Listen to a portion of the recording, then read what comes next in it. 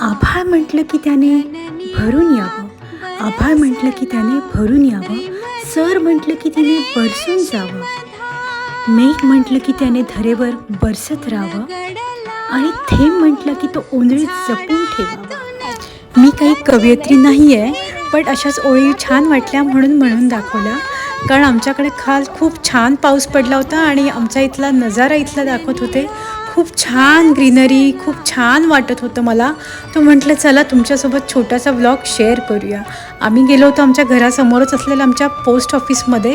जाता जाता म्हटलं तुम्हाला इथला निसर्ग दाखवावा, कारण खूप सुंदर आहे इथे सुद्धा निसर्ग. जसं आपल्या गावाकडे पावसामध्ये जसं पाऊस पडला सगळीकडे खूप छान वातावरण असतं शेतावर वगैरे, तसं इथे पण खूप छान वातावरण होतं.